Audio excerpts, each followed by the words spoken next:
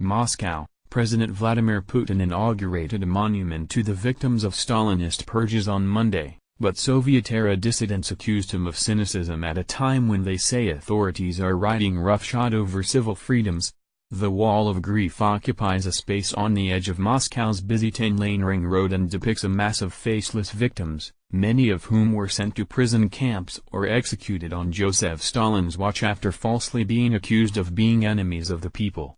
Nearly 700,000 people were executed during the Great Terror of 1937–38, according to conservative official estimates. An unequivocal and clear assessment of the repression will help to prevent it being repeated, Putin said at the opening ceremony. This terrible past must not be erased from our national memory and cannot be justified by anything. His words and the ceremony amounted to one of his strongest condemnations of the Soviet Union's dark side in the 18 years he has dominated Russia's political landscape. Putin has in the past called Stalin a complex figure and said attempts to demonize him were a ploy to attack Russia. But at Monday's ceremony, he said there were lessons for Russia. It doesn't mean demanding accounts be settled, said Putin, who stressed a need for stability. We must never again push society to the dangerous precipice of division. Tragic page. Putin's carefully balanced words reflect Kremlin unease over this year's centenary of the 1917 Bolshevik Revolution, which paved the way for Stalin's rise.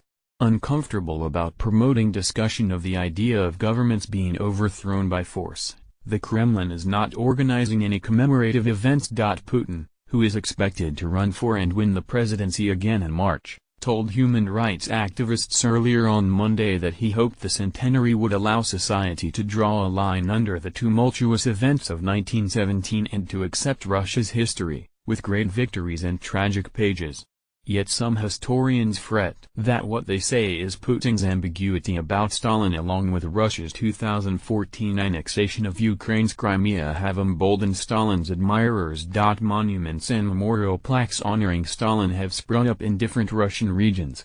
State-approved textbooks have softened his image, and an opinion poll in June crowned him the country's most outstanding historical figure. By contrast, those who have helped document Stalin's crimes, from the Memorial Human Rights Group to individual historians and journalists, have sometimes felt themselves under pressure from the authorities. A group of Soviet-era dissidents published a letter on Monday, accusing Putin of cynicism.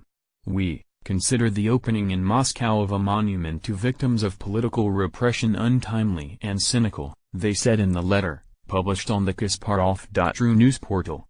It's impossible to take part in memorial events organized by the authorities who say they are sorry about victims of the Soviet regime, but in practice continue political repression and crush civil freedoms.